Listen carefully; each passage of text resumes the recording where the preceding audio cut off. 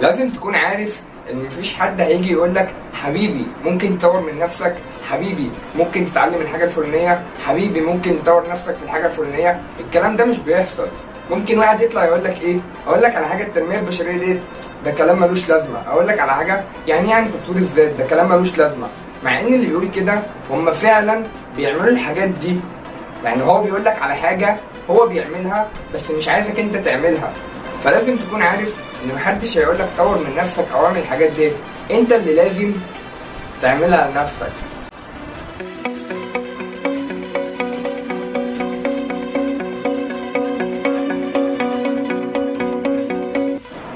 السلام عليكم ورحمة الله وبركاته. ازيكم يا جماعة، عاملين ايه؟ معكم محمد سعد وفيديو جديد. زي ما قلت لكم يوم السبت ان شاء الله هنزل لكم فيديو عن تطوير الذات. طبعا سايب انا الاجازة بتاعتي، لسه مخلص امتحاناتي يوم الخميس، سايب الاجازة وبعمل لكم فيديوهات. مش حارمكم من حاجة اهو، لايك بقى وسبسكرايب وشير ودلعوني. جاهزين؟ يلا بينا نبدأ الفيديو. طيب، بما ان دوت اول فيديو هنزله عن تطوير الذات، فلازم اعرفكم كذا حاجه كده هتفيدكم قبل ما نبدا الموضوع. المحتوى بتاع تطوير الذات، في ناس كتير بتقول لك ايه يا عم الكلام دوت مش واقعي. ده واحد مثلا يطلع يقول لك مش عارف اصحى بدري وروح اعمل ايه ومش عارف ايه، والكلام ده مش واقعي خالص، ويعتبر ايه يعني ما بيجيبش برضه مشاهدات ولا حد بيشوفه، فمالوش لازمه. بس انا اخترت اتكلم في الموضوع دوت كمحتوى هادف، لان انا مثلا مش هطلع ارقص لك على اغنيه او اعمل اي حاجه او اي محتوى تاني. لا، انا عايز يعني هدفي في المحتوى دوت ان انا افيدك انت بس، مش عايز بقى اللي هو ريتش او اي حاجه خالص. يعني انا لو فدت 5 اشخاص بس، بالنسبه لي دي حاجه عظيمه جدا، وال5 اشخاص دول حياتهم اتغيرت للافضل او اتعلموا حاجه يا سيدي صغيره جدا، ده بالنسبه لي حاجه عظيمه جدا. طيب تمام، دي حاجة كنت حابب اتكلم فيها قبل ما نبدأ الفيديو. يلا بينا نبدأ الفيديو. اول حاجة علشان تطور من نفسك هنتكلم عنها، اعرف حاجة في كل حاجة. طبعا اي حاجة هقولها لك لازم اديلك مثال من ارض الواقع علشان تكون معايا في نفس الصورة. لو انت مثلا في كلية تجارة، سيبك يا عم انت مش في كلية، انت مثلا شغال في مجال التجارة، او شغال مثلا في الكورسات، او شغال مثلا اي حاجة، اي شغلانة، تمام؟ ما خلاكش في الشغلانة ديت انت فاهم عنها كل حاجة. اللي هو مثلا انت شغال دكتور، انت دكتور شاطر قوي قوي قوي، مفيش حاجة في الطب انت مش عارفها، بس تيجي تتكلم مع الناس مثلا في اي حاجة تانية، اللي هو انت مش عارف تتكلم، انت مش عارف مثلا حاجة عن الاقتصاد، عن الكورة، عن السياسة. فلا، الكلام دوت ممكن يكون صح لو انت عايز تبقى مميز قوي في مجالك، بس برضه هينزلك في مجالات تانية كتير، اللي هو ممكن اي حد يضحك عليك في اي حاجة تانية غير الطب، عشان دي طبعا لعبتك. فعشان تطور من نفسك لازم تعرف حاجة عن كل حاجة. مش هقولك بقى يعني خد كورسات بص عن السياسة وعن خالص خالص، انت خليك في المجال اللي انت فيه وطور نفسك جامد جدا فيه، جدا جدا، بس برضو اعرف حاجات تانية عشان هتفيدك في حياتك، زي مثلا سياسة، كورة، اي حاجة، فاهم؟ اي حاجة. في مثلا حاجة اسمها انمي، في ناس مثلا ما بتعرفش حاجة عن الحوار دوت، او يقول لك يعني ايه انمي، انا ما بحبش الحوار دوت فمش عارفه. يا عم مش لازم تكون بتحبه، اعرف ان هي افلام كرتون، تمام؟ طبعا اللي بيحبوا الانمي ممكن يضحكوا على الكلام دوت، بس يعني انا بسط لك الموضوع لاكبر قدر ممكن، فاهمين؟ فاعرف حاجة عن كل حاجة. تاني حاجة، التخطيط اساس النجاح. لازم تكون عارف ان قبل ما تعمل اي حاجة علشان تطور من نفسك لازم تكون عندك الموهبة او المهارة او ايا كان مسمياها، بس لازم تطبقها، وهي التخطيط. لازم تخطط قبل ما تعمل اي حاجة. يعني مثلا اقول لك ابسط مثال، انا لما جيت اعمل الشانل هنا قلت لك ايه دلوقتي؟ قلت لك اما خلصت ثانوي انا هعمل فيديوهات، يوم السبت هنزل تطوير الذات، يوم الثلاث حاجة عن ثانوي مثلا اتعلمتها، يوم الخميس هنتعلم حاجة جديدة. خططت للموضوع وقلت لكم الافكار، بقيتوا انتوا عارفين ايه ده يوم السبت ده الفيديو بتاع تطوير الذات، ايه ده يوم الثلاث ده الفيديو بتاع ثانوي، وهكذا. خططت للموضوع. هل كده الموضوع هينجح او هيفشل؟ بنسبة كبيرة ان شاء الله، بنسبة كبيرة الموضوع هينجح، لازم تكون عارف التخطيط، انك تخطط في اي حاجه تعملها عشان ما تبقاش ماشي عشوائي. لو مثلا انت لو في بحر وراكب سفينه، مش هينفع اقول لك انت لو ماشي عشوائي هتمشي في اي مكان، واي مكان هيوصلك على فكره، لان انت اصلا مش عارف انت ماشي ازاي. لكن لو انت مثلا عارف انك هتخطط من نقطه كذا للنقطه كذا، فانت في البحر عارف ان انت هتمشي من نقطه كذا لنقطه كذا ومخطط للموضوع فهتوصل. ده طبعا ابسط مثال ممكن يوصل لك قد ايه التخطيط مهم في حياتك. وعلى فكره مش في مثلا عشان حاجه تتعلمها او كده، لازم يكون التخطيط في اي حاجه في حياتك حرفيا. هيخليك اللي هو ايه، انت عارف دلوقتي انا هعمل كذا، بعد شويه لا انا عارف بعد شويه انا هعمل كذا، كمان يومين انا عارف اني هعمل كذا. طبعا ممكن التخطيط في بعض الاحيان ما يظبطش معاك قوي، ممكن مثلا في سنه تفلت منك، بس كمجمل لا اكيد مش التخطيط كله هيبوظ. يعني خلينا متفقين في النقطه ديت، تمام؟ فالتخطيط مهم، تخطط كويس، تنظم وقتك، وتشوف الانشطه اللي انت عاوز تعملها وتهتم بيها، وتحدد اولوياتك بناء على التخطيط اللي انت عملته. تالت حاجه، نمي مهاره التواصل والاستماع الجيد مع الاشخاص. بص يا جدعان، الحوار دوت بجد مهم جدا، لان دوت اصلا يعني يعتبر اساس الحياه. انا دلوقتي بكلمكم عن طريق ايه؟ الكلام. طب لو انا مش بعرف اتكلم، هل انتوا هتفهموا حاجه ولا اي حاجه؟ بالظبط الموضوع بالظبط نفس الكمبيوتر بتديله بيانات، فبيديلك البيانات اللي انت اديتها له. يعني مثلا انا عايز اعرف النهارده ايه، فهو هيقول لك النهارده ايه، اكيد مش هيقول لك النهارده الجو عامل ازاي. بالظبط الموضوع نفس الموضوع، الحاجه اللي انت بتديها هي النتيجه اللي هتاخدها. فلازم تتعلم التواصل الصح مع الناس، لازم تعرف تعبر عن افكارك. على فكره انت ممكن تكون شخص جامد جدا جدا وواقف قدام الناس في شغلك وانت عندك افكار حلوه جدا، بس مش بتعرف تعبر عنها. فاللي هو انت واقف ساكت، اللي هو مع ان انت عندك افكار جامده جدا بس مش بتعرف تعبر عنها. ممكن تكون بتحب شخص بس مش بتعرف تعبر عن مشاعرك، فاللي هو انت عايز تقول له ان انت بتحبه او ان انت في مشاعر مثلا وتفرض المشاعر عايز تقولها بس مش بتعرف تعبر. ولازم تهتموا برضو بلغه الجسد في الموضوع دوت. يعني هو الموضوع باكج كده كله على بعضه، انك تعرف تتكلم مع الناس وتسمعهم كويس وتعبر عن افكارك ومشاعرك وتستخدم لغه جسدك في الحوار ده كله. على فكره لو ما بتعرفش تتعلم الموضوع دوت، ممكن تتعلمه ببساطه جدا جدا جدا، انك تفكر نفسك بالحوار ده بس. والله اللي هو مثلا انت عندك افكار، تفكر نفسك كده انا اعبر عن افكاري ازاي؟ ان انا اقولها صح. طب اقولها ايه اللي هيحصل اول مره؟ اقولها غلط عادي، ايه اللي هيحصل؟ ولا اي حاجه. مشاعرك مثلا، تحاول تعبر عن مشاعرك، ايه اللي هيحصل اول مره؟ ولا اي حاجه. بس بعد كده هتبقى بتعرف تعبر عن افكارك ومشاعرك وتستخدم لغه جسدك كويس في الموضوع دوت. صدقني الموضوع مش صعب او حاجه، انت بس تفكر نفسك بالموضوع ده. رابع حاجه، الاهتمام بالصحه ليس رفاهيه. لازم تكون عارف انك علشان تطور من نفسك، بص الاسم تطوير الذات، تطوير النفس، فانت لازم تطور من نفسك. يعني بديهيات، صح ولا غلطان؟ طب هتطور من نفسك ازاي؟ مش عايز اقول لك بقى الثقه بالنفس وانك تكون واثق من نفسك وتروح جيم وبتاع، لان الكلام دوت تقريبا اغلبيتنا، مش اغلبيتنا، كلنا عارفين الحوار ده. بس الفكره فين؟ ان ناس قليله قوي اللي بتطبق، ودوت بجد الحاجه اللي بتضايقني. اللي هو انت عندك معلومه جامده مثلا، اللي هو لازم تهتم بصحتك، ما بتعملش كده ليه؟ يعني انت لما تقول لشخص اهتم بصحتك وانت مش بتهتم بصحتك، طب ليه الحوار ده؟ يعني ما الافضل انك تفيد نفسك بالحوار ده قبل ما تفيد غيرك. طبعا تفيد غيرك وكل حاجه، انا بحب الحوار ده، بس لازم تفيد نفسك الاول، صح ولا ايه؟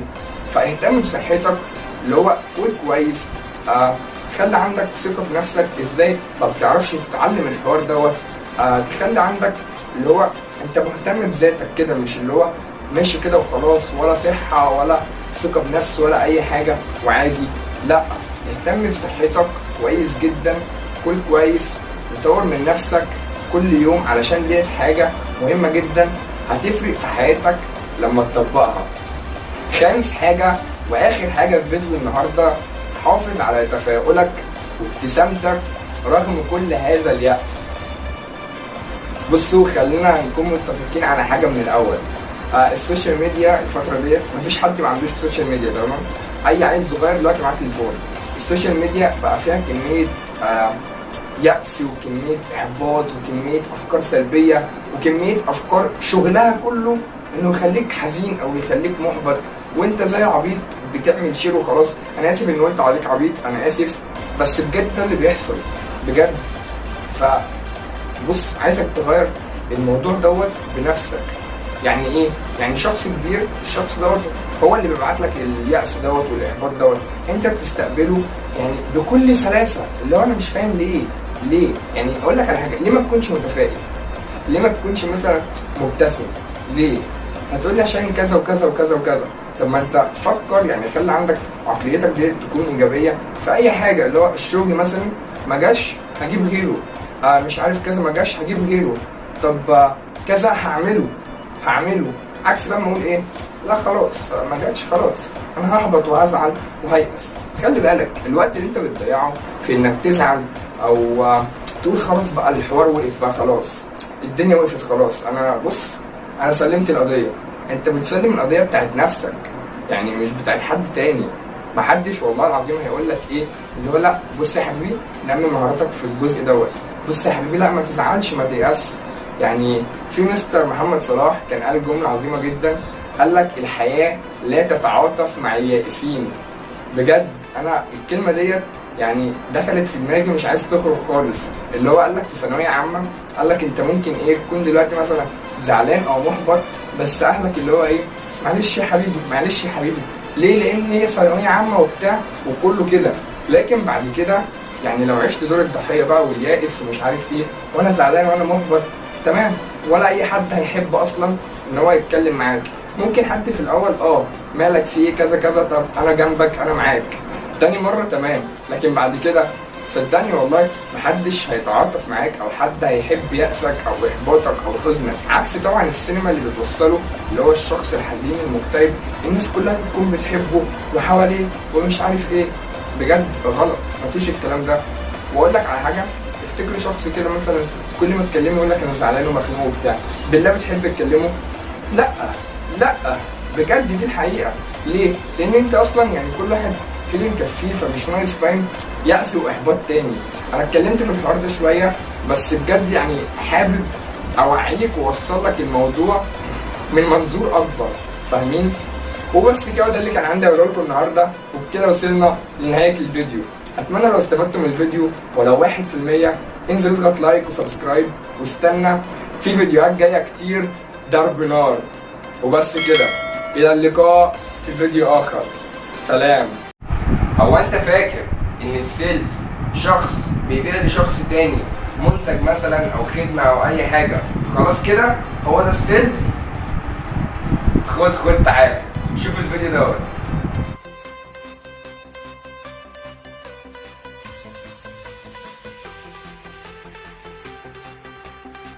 السلام عليكم ورحمة الله وبركاته. ازيكم يا جماعة، عاملين ايه؟ معكم محمد سعد وفيديو جديد. فيديو النهاردة يوم الخميس، تعلم حاجة جديدة ان شاء الله بإذن الله. زي ما قلت لكم كل اسبوع هننزل 3 فيديوهات، فيديو يوم السبت وفيديو يوم الثلاث وفيديو يوم الخميس، واحنا دلوقتي في فيديو يوم الخميس. وبقول لك على حاجة، الفيديو النهاردة بجد هيفيدكم جدا، يعني بطريقه انتوا مش متخيلينها. يوم الخميس دوت هعلمك حاجه جديده، مش هعلمك حاجه اللي هو اقول لك حاجه مثلا في المجمل كده واسيبك وامشي وخلاص، لا، انا هجيب لك الحاجه، هقول لك يعني ايه اصلا الحاجه ديت، ايه الاساسيات بتاعتها وازاي نتقنها. جاهزين؟ يلا بينا نبدا الفيديو. مبدئيا كده الحاجه اللي هنتعلمها النهارده ان شاء الله وهي السيلز. طيب عايزين نعرف الاول يعني ايه سيلز. السيلز دوت اولا كده مبدئيا هو مش حاجه جديده، يعني مش حاجه لسه حديثه، لا دي حاجه قديمه جدا جدا جدا، تقريبا من بدايه البشريه. اللي هو في شخص تمام بيكون معاه حاجه وشخص تاني بيكون معاه حاجه تانيه، وبيعملوا عمليه تبادل. زي ايه مثلا؟ شخص معاه فلوس عايز يشتري فاكهه او عايز يشتري خضروات او عايز يشتري بيت او عايز يشتري عربيه، عاوز يشتري اي حاجه، فالشخص التاني دوت عنده الحاجه ديت، فده بياخد الفلوس ودوت بياخد الايه، الحاجه التانيه اللي هو عايزها. تمام، ديت يعني ايه بيع. بس الموضوع يعني مش هيقف على كده، اللي هو شخص معاه حاجه والشخص التاني عاوزها وبيعملوا تبادل. لا، في حاجات اكبر من كده. ممكن يكون البيع دوت ما بين شخص وشخص مثلا، فخلاص يعني الشخص دوت اشترى منه والشخص دوت خد وخلاص، خلص الموضوع، خلص. الموضوع بقى ممكن يكون اكبر من كده، ممكن مثلا في شركه، ممكن مثلا في مصنع، ممكن مثلا ما بين دول، فاهمين؟ لكن المبدأ العام اللي لازم تكونوا عارفينه ان بيع يعني شخص عنده حاجة وشخص تاني عنده حاجة تانية وبيعملوا عملية تبادل. تمام، حلو جدا. ايه هي بقى اساسيات السيلز؟ طيب عايزكم تركزوا معايا جدا في الاساسيات ديت عشان ديت مهمة جدا. تمام، هنقسم الاساسيات لقسمين، للشخص وللمنتج او الخدمة او اي حاجة انت عايز تبيعها. جميل. طيب هنبدأ بايه؟ هنبدأ بالشخص. حلو. ايه هي الاساسيات اللي لازم تكون في الشخص علشان اقول عليه او علشان هو فعلا يبقى سيلز شاطر؟ اول حاجة لازم يكون واثق من نفسه، عنده كاريزما، بيعرف يعبر عن افكاره، بيعرف يتكلم، بيعرف يعبر عن لغة جسده. انا مش هقول لكم طبعا كل حاجة بالتفصيل لان انا اتكلمت عليها في التشانل هنا كتير الحوار دوت. تمام، بس اساسيات كده. يعني انت لو رايح تشتري من حد حاجة، تمام، وحسيت نفسك مرتبك، الشخص اللي معاك متوتر كده ومش عارف يبيع لك حاجه، او ان هو مش عارف يوصل لك الافكار، او ما عندوش ثقه بنفسه، او مش عارف يسيطر على الجو، مش عارف يفهمك الموضوع، فانت اوريدي مش تشتري. صح ولا غلط؟ فديت اساسيات، فاهمين؟ ان هو يكون الشخص واثق من نفسه وعنده كاريزما والكلام دوت. حلو. طيب ايه تاني حاجه؟ انه لازم يتقبل فكره الرفض. لازم كل سيلز شاطر يكون ينمي وعيه في فكره الرفض، اللي هو لازم تكون عارف ان هو انت مثلا رايح تبيع حاجه، تمام، فقال لك لا انا مش عاوزها، خلاص شكرا. فانت ما تاخدش الموضوع شخصي، واللي هو ده مش عاوزها، ده مش عارف ايه، ده انا كده انا اللي اترفضت، ده انا كده انا اللي وحش، ده انا كده انا ما عنديش قدره ان انا اعرف ابيع له كويس. لا خالص، هو ممكن يكون مش عاوزها، اسباب كتير ومش عايزين نتدخل فيها. بس عامه لازم ان انت تكون عارف وتنمي وعيك في الحوار دوت، اللي هو شخص مثلا انا حاولت النهارده كام مره؟ 100 مره. كام مره ظبطت؟ 20. كويس، حلو. يعني انا كسبت 20 شخص النهارده، ما افكرش على ال 80 شخص اللي انا ما عرفتش اكسبهم. ليه؟ بس في حاجه مهمه هنا بقى، لازم تعرف اللي اترفض دوت رفضك ليه؟ يعني مش رفضك انت كشخص، رفض الطريقه ليه؟ ممكن مثلا المنتج مش عاجبه، حلو. ممكن مثلا هو مش محتاج المنتج، ممكن يكون فلوسه مش معاه فلوس المنتج. تمام، فانت لازم تجمع يعني الرفض دوت حصل ليه، ومع الخبره والممارسه هتلاقي نفسك ايه اللي هو عادي، انت جاي فاهم، انت عاوز تشتري تمام فل، مش عايز تشتري برضه فل، انا مش هتضايق ولا هزعل. ليه؟ لان انا في يعني تجارب كتير عملتها وبالنسبه لي عادي. فلازم طالما هتبقى سيلز لازم تتقبل فكره الرفض. تمام، حلو جدا. تالت حاجه ولازم تكون في السيلز الشاطر، وهي انه لازم يفهم الناس اكتر. انت دلوقتي قاعد وعايز تبيع حاجه، تمام، ما تفكرش اللي هو اما الشخص يجي لك هيقول لك انا عايز اشتري كذا، تمام، ده احنا عندنا منتج فلاني الفلاني، وتفضل بقى تحكي له وبتاع، وتفضل تقول له مواصفاته ومميزاته وعيوبه، وتفضل تتكلم عن المنتج وتنسى اصلا هو الشخص اللي قدامك عايز ايه. انت لازم تفهم الشخص اللي قدامك دوت عايز ايه. فلما تفهم دماغ العميل وتعرف ايه هي الحاجه الصح اللي هو عايز يشتريها، ساعتها هتعرف تجيب له الحاجه اللي هو محتاجها، وبناء عليه تلاقي نفسك بتجيب الحاجه وتقول له دي مميزاتها وعيوبها، وهو بيسمع ومبسوط وهيشتري، عشان هو فعلا عرف ان انت كده فهمت دماغه وجبت له الحاجه اللي هو محتاجها. طيب تمام، حلو جدا. دي كده الاساسيات اللي لازم تكون موجوده في الشخص. اي سيلز بيبيع اي حاجه بس لازم تكون موجوده في الشخص ذات نفسه. حلو. خد بقى تعالى اقول لك ايه هي الاساسيات اللي لازم تكون موجوده في المنتج ذات نفسه.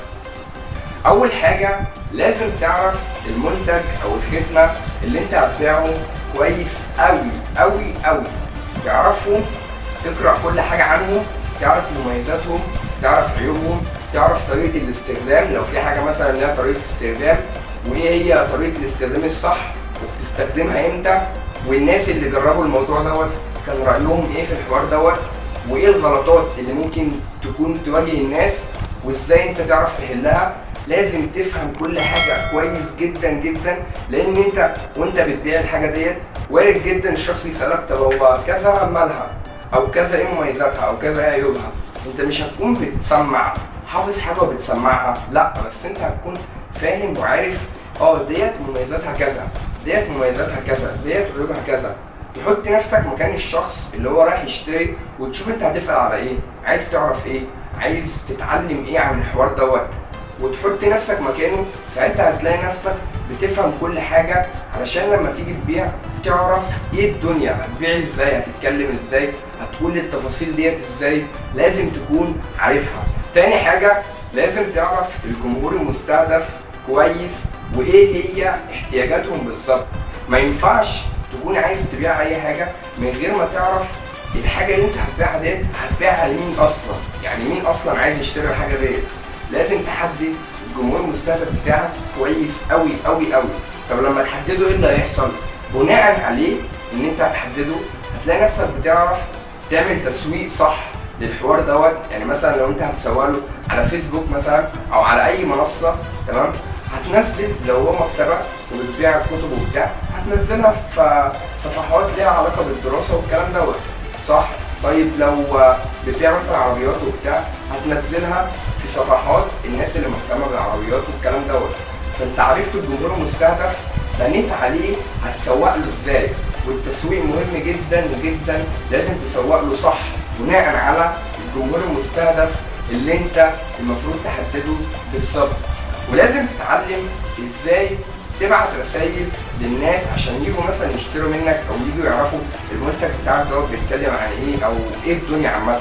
ما تبعتش رسائل تقليديه اللي هو مثلا رسائل تقليديه بتتباع كل يوم، تلاقي الشخص يشوفك كده طب ماشي خلاص. لا، حاول تعمل طرق مبتكره.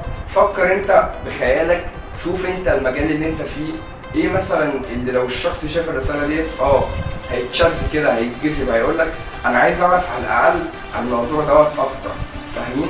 فلازم تعرف الحوار ده برضو هيفيدكم جدا، وكله مبني على بعضه. يعني انت عرفت الجمهور، سوقت له صح، عرفت تبعت رسائل صح، كل حاجه مبنيه على بعضها. ثالث حاجه التفاوض مع العميل. بصوا يا جدعان الحوار دوت ان شاء الله باذن الله هننزل له حلقه بعد كده اللي هو فن التفاوض، تمام؟ هتبقى حلقه ضرب نار، حلو. بس خلينا نتكلم دلوقتي عن الموضوع بايجاز شديد، ليه علاقه برضه بالموضوع اللي احنا بنتكلم عنه. لازم تعرف تتفاوض مع العميل. خلاص العميل دلوقتي جالك وعايز يتكلم بقى وعايز يعرف ايه المنتج وممكن يشتري او لا. فانت هتعمل ايه؟ هتقعد هتتكلم معاه، هتفهم الاول، ما تفضلش انت تتكلم وهو سامعك، غلط، لازم هو اللي يتكلم اكتر، تمام؟ انت بقى تقعد تسمعه، تحاول تشوف هو بيخاف من ايه او ايه هي المشاكل، وانت تحاول تشوف له ليها حل بناء على المنتج اللي عندك او المنتجات اللي عندك، وتفهم كويس هو عايز ايه بالظبط عشان تعرف تبيع له الحاجه بالصح. وبرده حاجه تانية مهمه جدا في التفاوض، وهي لو انت على طول كده يعني مكشر او ان انت جد كده جامد وهو جد جامد، الموضوع هتحس ان هو مش لذيذ، مش الطف حاجه. حاول تكسر الحوار دوت بضحك مثلا، باي كلام، فاهم؟ مش لازم تقول نكته بقى بايخه او بتاع، لا عادي، ممكن في سياق الكلام يعني، وتروح ضاحك، تمام؟ فهو برضه هيضحك، فتكون حاجه مضحكه يعني، مش اللي انت تكون بتقل منه او ان انت تكون بتستهزأ بيه، لا خالص. تكسر كده الحوار دوت او تكسر الشده ديت بضحكه بسيطه، لان الانسان لما بيضحك يعني بيحس بشيء من الانبساط، فاهم؟ فبيتكلم باريحيه اكتر. فممكن اصلا لما يرتاح ويلاقيك بتعرض له المنتج كويس فيشتريه، لان هو اصلا مرتاح للقعده وللكلام وللحاجه اللي انت هتعرف تبيعها له، فاهمين الفكره؟ فدي برضو كانت نقطه مهمه. رابع حاجه، قدم حاجه قويه للمنتج بتاعك. لازم تاكد قيمه المنتج بتاعك وتديله يعني عظمه كده، وانك مش تستقل بيه او مثلا تقول ده منتج ده بيعمل كذا كذا، حتى لو كانت لعبه اطفال او اي حاجه. لازم تديله قيمته وقد ايه هو مهم، عشان لو واحد حس الحاجه ملهاش لازمه مش هيشتريها بالعقل كده، صح ولا غلط؟ لازم تديه الحاجه قيمتها اللي انت بتبيعها، واستخدم امثله من الواقع علشان تدعم وجهه نظرك. ولازم وانت بتتكلم معاه تعرفوا ان المنتج دوت مثلا مهم عشان هيستخدمه في كذا كذا كذا، ده حتى حصل في الواقع الفلاني كذا مثلا ويستخدموا كذا فنفعت معاهم. فاهمين الفكره؟ لازم تاكد قيمه المنتج. خامس حاجه، ابتكر طرق جديده.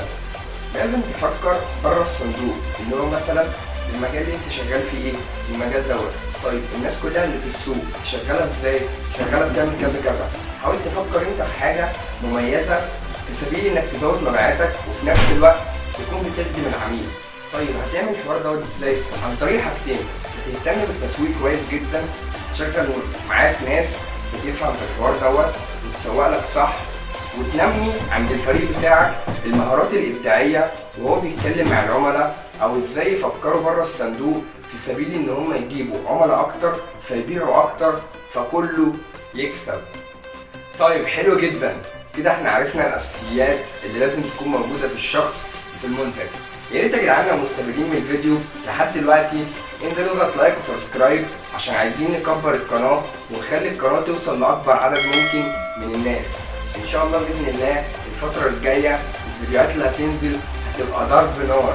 فيلا بسرعه انزل اعمل لايك وسبسكرايب وقول لي في الكومنت ايه رايك في الفيديو لحد دلوقتي. طيب اخر حاجه هنتكلم عليها في فيديو النهارده وهي ازاي تتقن فن البيع وتكون سيلز شاطر. تعالى بقى كده اقول لك تعمل ازاي الحوار دوت. مبدئيا كده لازم تكون عارف ان اي حاجه في الدنيا مع الممارسه ومع انك تعملها كتير بطرق مختلفه بتوصلك لنتائج حلوه جدا. حاول لو انت عملت حاجه مثلا وجربت انك تبيع منتج 100 وال100 كلهم طلعوا غلط، عادي ما تتضايقش. شوف الغلط فين، في مشكله اهي، تمام؟ شوف المشكله اهي، شوف الغلط فين او الحاجه اللي مش ظابطه في الحوار دوت فين وحاول تحلها وتجرب تاني وهكذا. اي حاجه مع الممارسه هتلاقي نفسك بتبقى جامد قوي قوي قوي فيها. حرفيا دوت مش في السيلز بس، ده في كل حاجه في حياتك عامه. الممارسه هتخليك شخص جامد في اي حاجه في حياتك. وحاول تحسن من نفسك وتطور من نفسك وفي اسلوبك وفي كل يوم عن اللي قبله. يعني انت مثلا النهارده بعت كذا، طيب ايه الحاجه الغلط اللي عملتها؟ مثلا اتكلمت او اتعصبت او ما عندكش ثبات انفعالي، حاول تظبط الموضوع ده. ايه المميزات اللي عندك كذا، نميها وخليها تبقى جامده جدا. ايه العيوب كذا، حاول تصلحها. عشان تتقن فن البيع لازم الممارسه الممارسه الممارسه. وبس كده، ده اللي كان عندي اقوله لك النهارده، وبكده وصلنا لنهايه الفيديو. اتمنى لو استفدت من الفيديو على 1% انزل اضغط لايك وسبسكرايب وقلنا رايكم في كومنت. وبس كده، الى اللقاء في فيديو اخر، سلام. والحاجات ديت مش على سبيل الرفاهيه ان هي تحصل، لا الحاجات ديت لازم تكون اساسيات.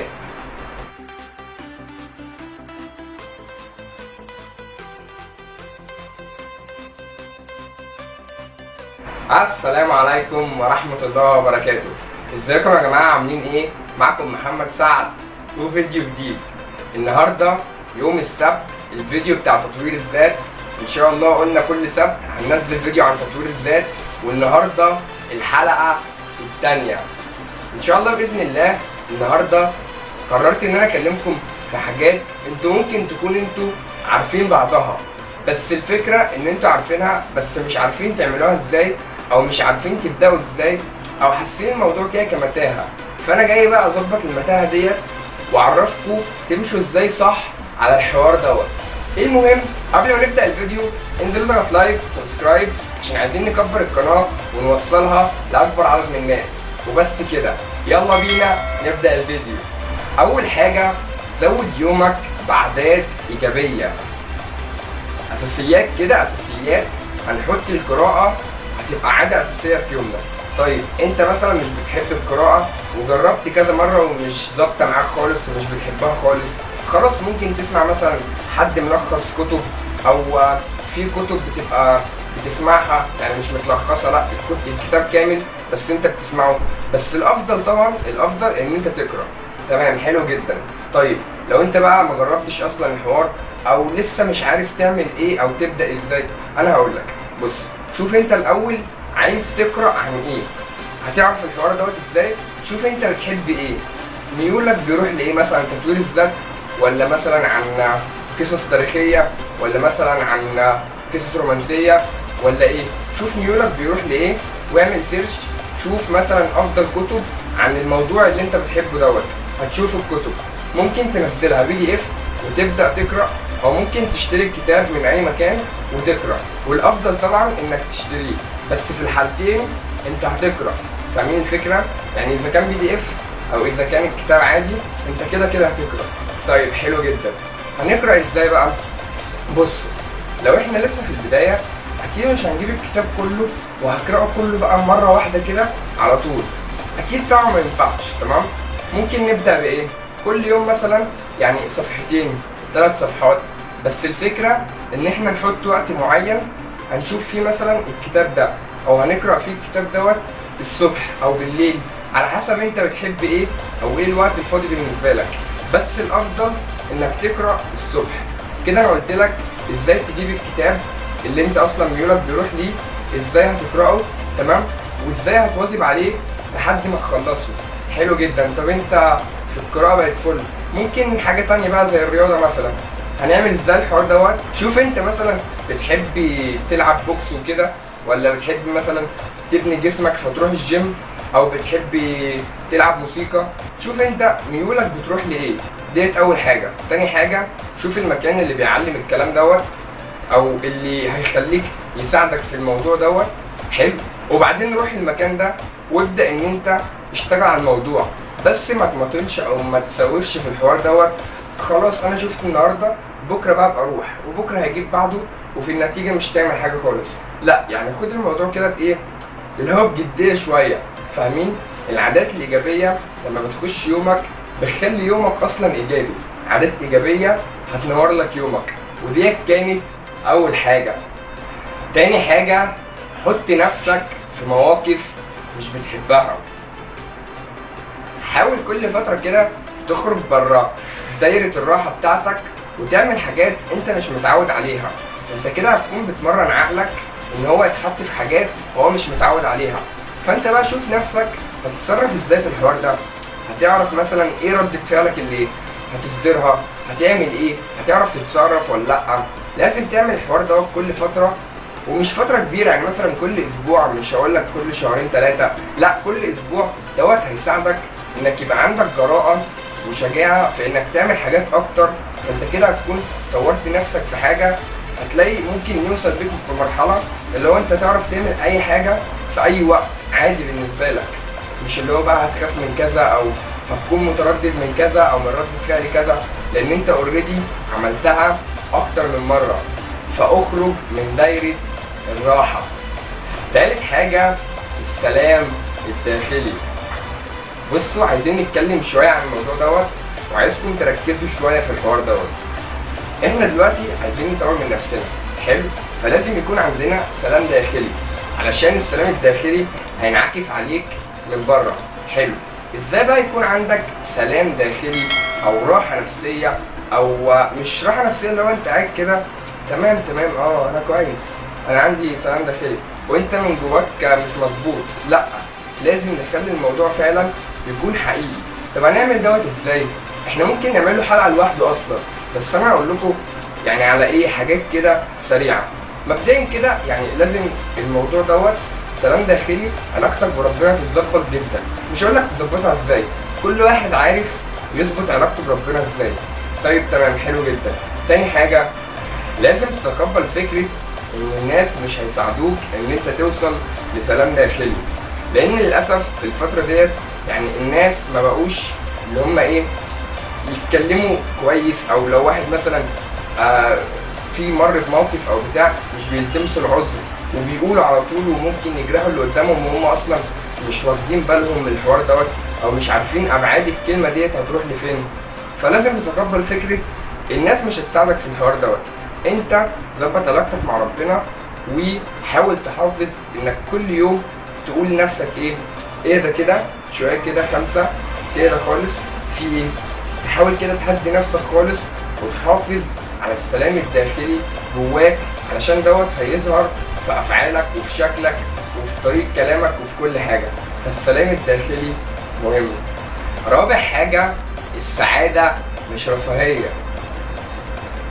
لازم تفكر نفسك كل يوم وانت بتتعامل مع اي حد او انت بتعمل اي حاجة في حياتك، لازم تفكر نفسك ان السعادة مش رفاهية.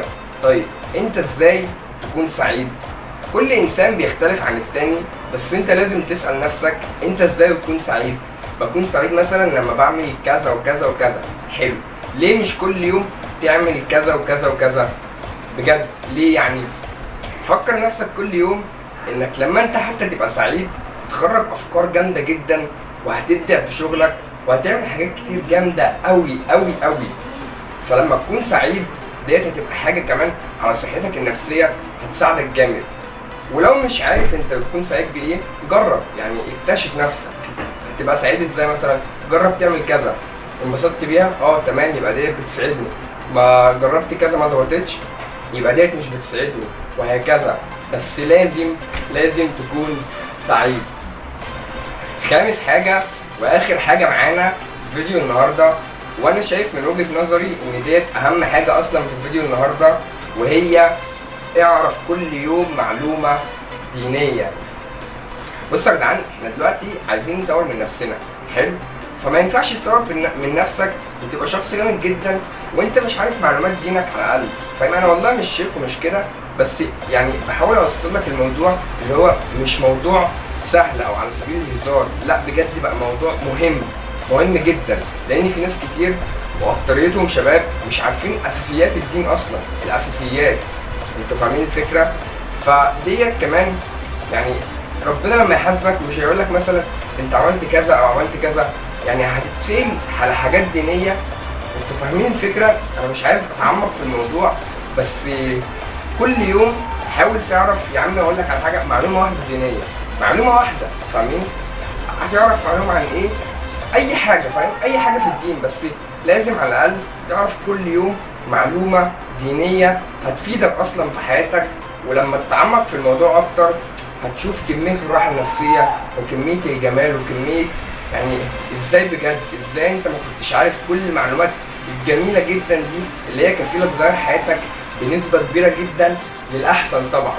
فياريت ما نستهونش بالموضوع دوت ونطبقه. يعني انت النهارده لو طبقت مثلا بعد الفيديو دوت كل يوم عرفت معلومه دينيه، انا كمحمد اكون مبسوط جدا ان انت يعني عرفت تعمل حاجه وعرفت تستفيد بحاجه.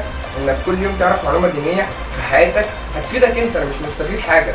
انت سمعت الكلام وخلاص، انا هختم الفيديو وخلاص خلصت. انت اللي هتستفيد بالموضوع في حياتك وفي نفسك، هيبقى معلومات ليك وحسنات طبعا ليك هتساعدك في الاخره. وبس كده، ده اللي كان عندي اقوله لك النهارده، وبكده وصلنا لنهايه الفيديو. اتمنى لو استفدتوا من الفيديو ولو 1%، انزل اضغط لايك وسبسكرايب، واستنونا يا جدعان ان شاء الله باذن الله الفتره الجايه هننزل فيديوهات كتير ضرب نار. الى اللقاء في فيديو اخر، سلام. انت ممكن تكون عايز تتعلم مهاره جديده ودي حاجه كويسه، ممكن تكون عايز تتعلم لغه جديده ودي برضو حاجه كويسه، ممكن تكون عايز تتعلم اي حاجه جديده ودي في حد ذاتها شيء عظيم جدا. بس الفكره في الموضوع انت لو بدات غلط هتنهي الموضوع غلط، فالموضوع مش هيظبط معاك خالص، وهيبقى برضو نفسك تتعلم الحاجه ديت. طب انا عملت الفيديو دوت ليه؟ بقول لك تعلم كيف تتعلم.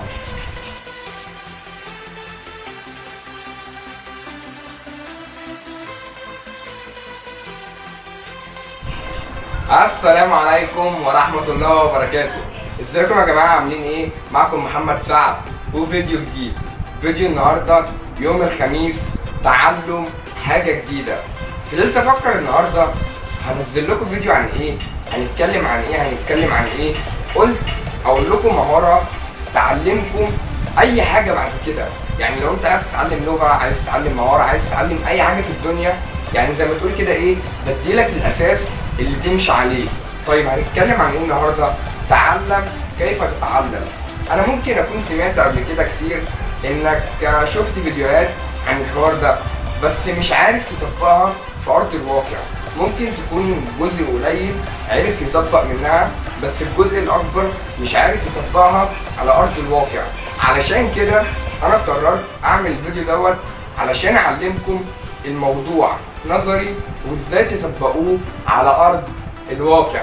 قبل ما نبدا الفيديو انزل اضغط لايك وسبسكرايب ويلا بينا نبدا الفيديو. مبدئيا كده خلينا متفقين ان المهاره ديت هتساعدك في الحياه الاكاديميه اللي هي بقى الدراسه وبتاع لو انت بتدرس، تمام، وفي الحياه العمليه لو انت شغال، يعني هتساعدك من ناحيتين. طيب هنقسم الموضوع ازاي؟ هنقسم الموضوع لخطوات عشان نفهم الموضوع اكتر. والخطوه الاولى تحديد الهدف. لازم في البدايه نحدد الهدف اللي احنا عايزين نعمله اصلا او عايزين نحققه. زي مثلا عايز تتعلم لغه جديده، طيب تمام، عايز تتعلمها، ده الهدف بتاعك. عايز تتعلم مهاره جديده، ده الهدف بتاعك. لازم نحدد الهدف في الاول. ممكن تكون عايز تتعلم ازاي تحسن الذاكره والتركيز. طيب احنا بنحدد الهدف ليه؟ ممكن يكون النقطه ديت بديهيه لناس كتير، بس صدقوني يعني انا عايز امشي معاكم بالظبط علشان لما نيجي نطبق على ارض الواقع مفيش حاجه تقع مننا. لما نحدد الهدف صح دوت هيساعدنا ان احنا نكون مركزين عليه، وهيساعدنا ان احنا نكون منظمين واحنا ماشيين في تحقيق الهدف. تاني خطوه تعلم ولا تتكبر. بصوا يا جدعان، مهما كنت واصل في العلم، مهما كنت واصل في ايه في حياتك، في حاجات جديده وفي تعلم جديد. يعني انت لحد ما هتموت هتفضل تتعلم. بس في جزء من الناس بيسيبهم حاجه وهي ايه؟ غرور المعرفه، اللي هو عارف معلومات كتير، فاللي هو ايه انت مين؟ انت بتتكلم عن ايه؟ يلا انا عارف كل حاجه، يلا انت بتتكلم عن ايه؟ فاهمين الفكره؟ ودولت اكتر ناس بيعانوا في حياتهم، لان هو واهم نفسه ان هو عارف كل حاجه وهو في حاجات كتير مش عارفها، فبيتعامل بناء على المنظور دوت، فالنتيجه في الاخر هو مش عارف حاجه اصلا. فاهمين الفكره؟ فما تتكبرش ابدا على العلم، وما تتكبرش على مين اللي هيعلمك. يعني ممكن يكون عيل صغير يعلمك عادي جدا، ممكن يكون راجل كبير بيعلمك عادي جدا. فاهمين الفكره؟ فما تتكبرش على العلم خالص، وطول ما في علم جديد حاول تتعلمه وبسرعه. يعني انت لما تتعلم دلوقتي احسن ما تتعلم بكره. ليه؟ اما تتعلم دلوقتي حاجه بكره تتعلم حاجه تانيه جديده هتفيدك في حياتك برضه. فاهمين؟ فلا تتكبر على العلم. لو انت وصلت لحد دلوقتي في الفيديو فانا بفكرك انزل اعمل لايك وسبسكرايب. يعني مش هاخد منك حاجه، انت مش تبذل مجهود في انك تعمل لايك او سبسكرايب او كده، بس معايا انا هيفرق عشان خاطر المحتوى هيوصل للناس اكتر وهنكبر القناه اكتر. يعني انا بفيدك من غير اي حاجه، فاهم؟ فاعمل لايك وسبسكرايب عشان نفيد الناس اكتر. وان شاء الله باذن الله الفتره الجايه كل اسبوع بننزل 3 فيديوهات وبننزل ريلز كتير مفيده، فالشغل اللي جاي ضرب نار بجد. فانزل اعمل لايك وسبسكرايب علشان تستفيد باللي جاي. تالت خطوه استخدم طرق التدوين والملاحظه. واحنا بنتعلم اذا كان مهاره او لغه او اي حاجه احنا محددين، تمام، لازم ان احنا ندون واحنا ماشيين كده. نكتب مثلا احنا النهارده ما كناش عارفين حاجه خالص، تمام، فنكتب اتعلمنا كذا كذا كذا. حلو. بكره ما كناش عارفين حاجه، اتعلمنا كذا كذا كذا. في الاخر لما نتقن المهاره ديت او اللغه ديت او ايا كان اللي انت عايز تتعلمه، هتيجي تبص انت على اللي انت كتبته، هتلاقي نفسك بتفتكر الحاجات اللي انت كتبتها، وفي حاجات هتكون ناسيها غصب عنك. يعني احنا انسان في الاول وفي الاخر ممكن ينسى، فبمجرد ما تبص لها انت اللي كاتبها بايدك، فهتلاقي الموضوع بالنسبه لك سهل جدا جدا ان انت تفتكره. فلازم، وديت نقطه مهمه جدا، انك تدون اي حاجه هتتعلمها. رابع حاجه مارس التفكير النقدي. بصوا، طول ما احنا بنتعلم مهاره او اي حاجه احنا محددين، تمام، انا قلت الكلمه دي كذا مره معلش، تمام، بس انا عشان احدد لكم، طول ما احنا بنتعلم اي حاجه احنا لازم يكون عندنا تفكير نقدي. يعني ايه تفكير نقدي؟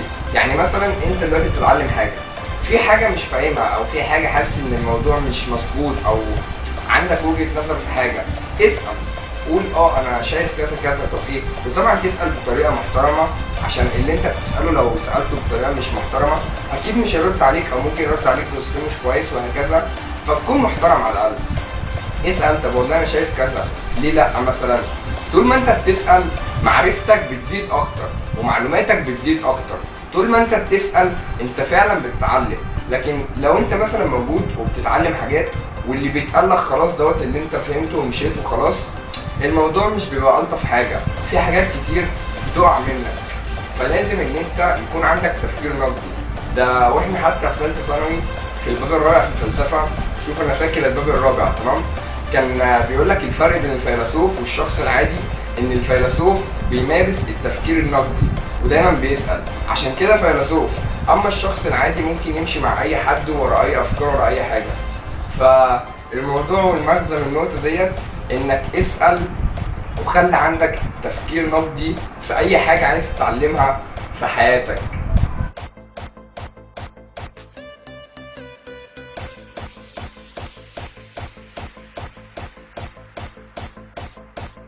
خامس حاجة، اعمل خريطة ذهنية واطلب المساعدة.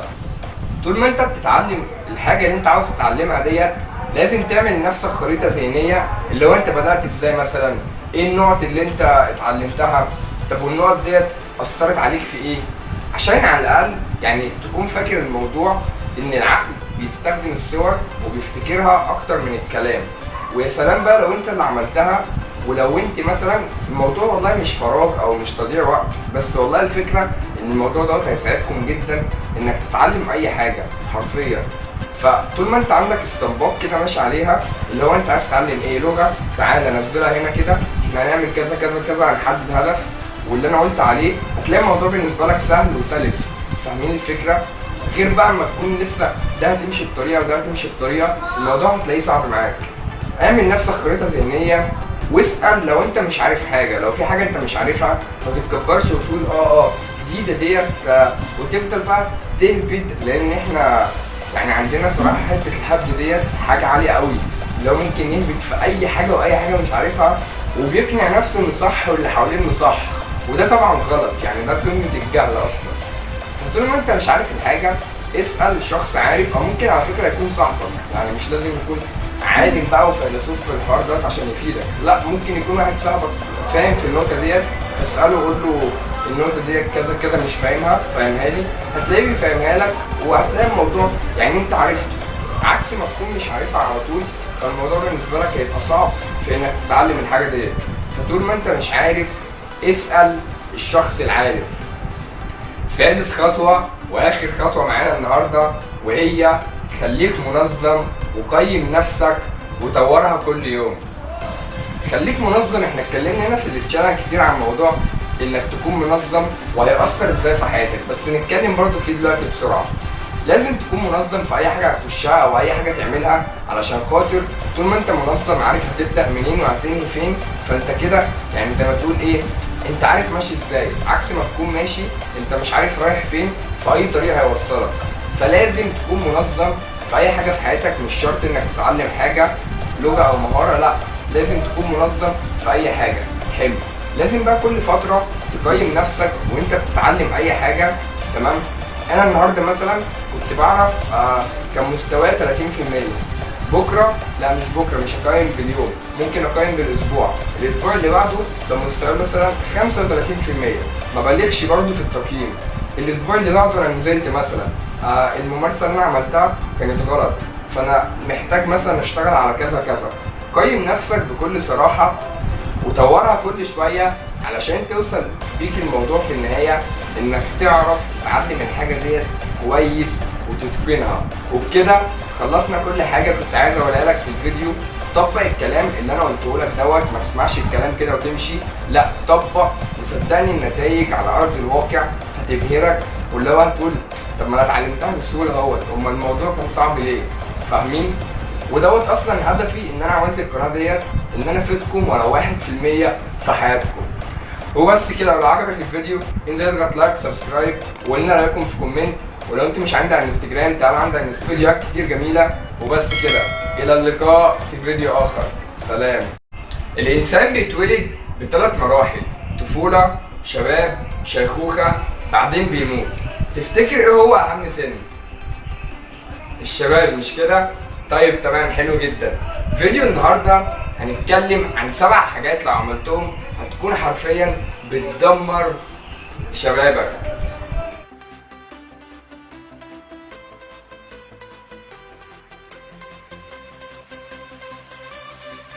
السلام عليكم ورحمة الله وبركاته.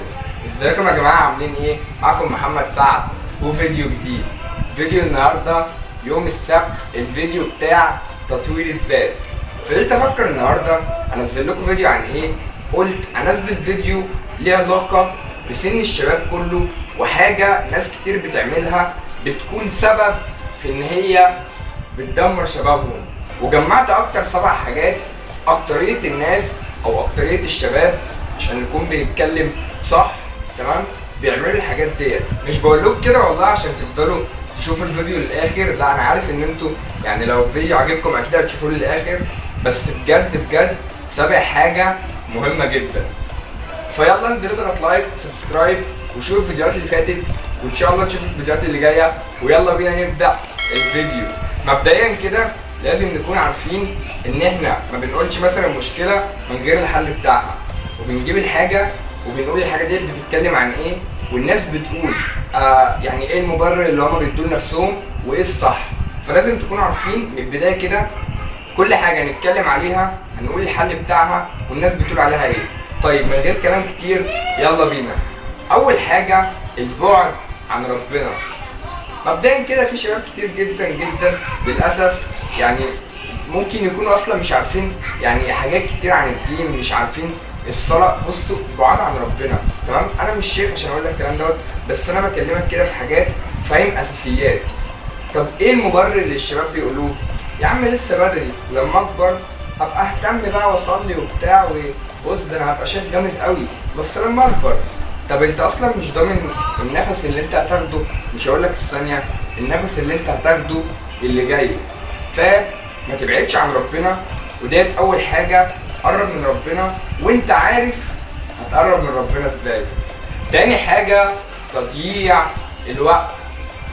بصوا خلينا متفقين ان حته تضييع الوقت ديت يعني مفيش انسان يوم ال 24 ساعه مستغلهم كلهم اكبر استغلال بقى، وكل حاجه ماشيه صح وبيخلص دي بيخش على دي.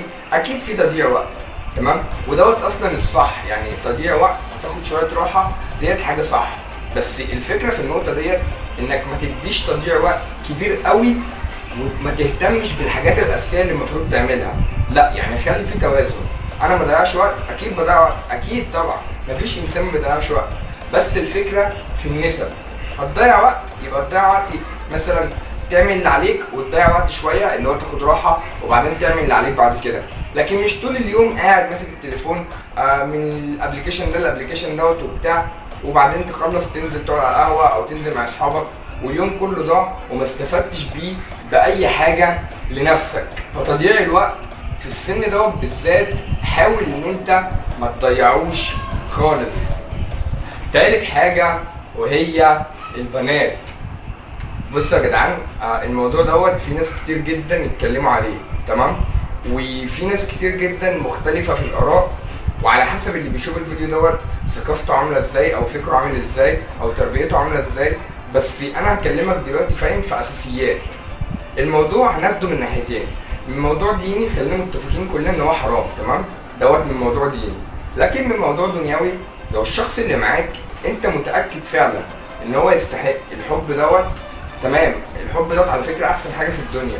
حب تمام، بس اهم حاجه يعني ما تحبش وتتعلق قوي، وبص تكون رامي نفسك قوي، علشان لو لا قدر الله حصل اي خلل في العلاقه او الطرف الثاني بعد انت ما تنهارش. فاهمين الفكره؟ لكن لو الشخص التاني مش مهتم او مش ما يستحقش الحب دوت، يبقى خلاص، يبقى فاهم، خد الموضوع كده ايه من بدايته. خليكم فاكرين ان الحب برضو بكررها تاني احسن حاجه في الدنيا، بس مع الشخص الصح. رابع حاجه وديت انا شايف ان هي نقطه مهمه جدا، ناس كتير برضو مش بيهتموا بيها، وهي عدم ممارسه الرياضه، عدم الاهتمام بالاكل، عدم الاهتمام بالنوم. مش فاهم ايه عدم ديت، بس تمام قشطه. عدم الاهتمام بالرياضه لازم تخلي جسمك رياضي في سن الشباب. اصل اقول لك على حاجه، لو جسمك مش رياضي في سن الشباب لما تكبر هتبقى فاهم على الله خالص. لكن لازم ان انت يعني في سن الشباب دوت يكون جسمك رياضي، تاكل كويس. مش هقول لك برضو ان انا يعني كله فاهم هيلسي، لا برضو اكيد يعني باكل اكل مش هيلسي بس مش كتير برضو، فاهم؟ كل حاجه بنسب. فلازم تهتم بجسمك تكون مهتم بمظهرك، بشكلك، بكل حاجه ليها علاقه بصحتك. نومك برضو دوت حاجه مهمه مش رفاهيه، فاهتم بجسمك ومظهرك واكلك ونومك. لو انتوا لسه موجودين معانا لحد دلوقتي بفكرك اهوت ما تنساش تنزل تضغط لايك وسبسكرايب عشان عايزين نكبر القناه. ان شاء الله باذن الله كل اسبوع بننزل 3 فيديوهات وبننزل ريلز كتير مفيده. فلو انت مهتم بالموضوع دوت وبالمحتوى دوت بفكرك انزل تضغط لايك وسبسكرايب. تمام، يلا بينا نخش على خامس حاجه، عدم تنميه المهارات. انت في سن الشباب لازم تهتم بمهاراتك كويس جدا وحاول تطورها، وكل شويه تاخد مهارات جديده وتتعلم مهارات جديده، علشان السن دوت هو اللي هتعرف فيه المهارات اللي ممكن بعد كده بقى يعني 40 سنه او حاجه عاوز تستخدم حاجه او تعمل حاجه هتستخدمها بالمهارات اللي انت اتعلمتها وانت شباب، فهتعملها على طول. عكس ما تكون لما تكبر لسه هتتعلم، الموضوع هيبقى صعب جدا. فاهمين؟ فطول ما انت شباب كده اي مهاره تيجي قدامك حاول تتعلمها وتطبقها على ارض الواقع، علشان هتفيدك في حياتك وهتفيدك كمان في مستقبلك لو عاوز تعمل اي حاجه وفي شغلك في الوقت الحالي. فتنميه المهارات ديت اساسيات.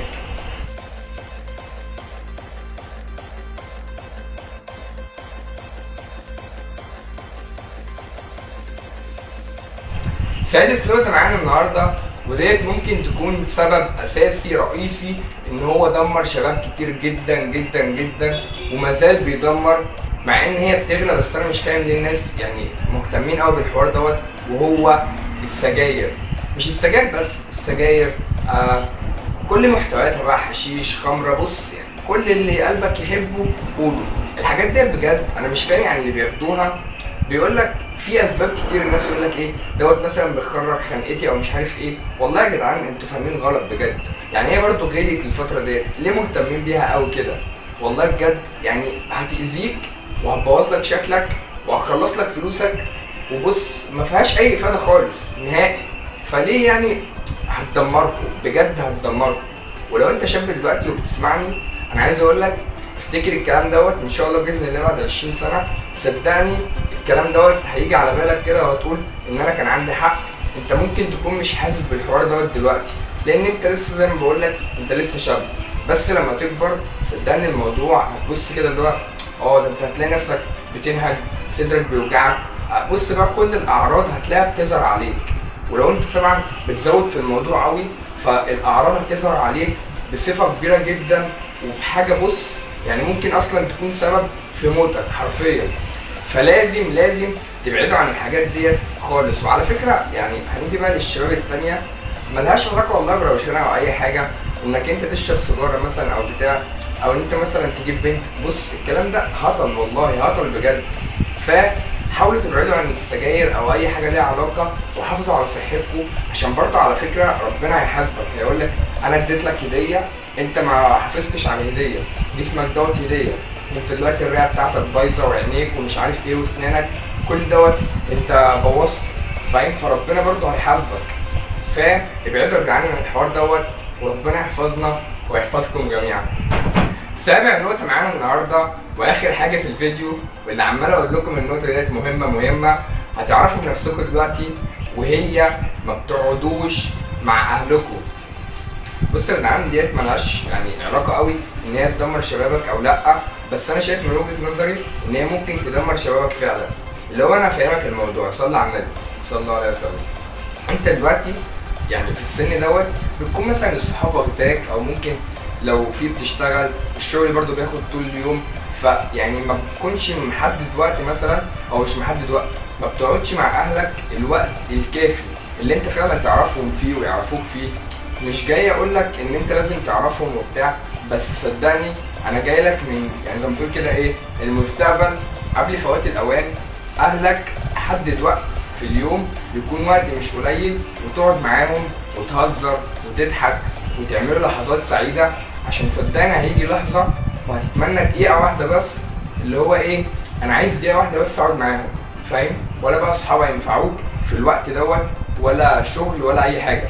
مش بقولك برضو ان انت ما تقعدش مع دولت او ما تروحش شغلك، بس بقولك حاول تخلي انك تقعد مع اهلك في اليوم يكون وقت كده اساسي، فاهم؟ اللي هو ايه مفيش يوم يعدي من غير ما تقعد تهزر معاهم، تعمل ذكريات معاهم، فاهم؟ وبس كده، ده اللي كان عندي اقول لك النهارده، وبكده وصلنا لنهايه الفيديو. اتمنى لو استفدت من الفيديو ولو 1% انزل اضغط لايك وسبسكرايب، واستنونا ان شاء الله فيديوهات جايه كتير ضرب نار. الى اللقاء في فيديو اخر، سلام.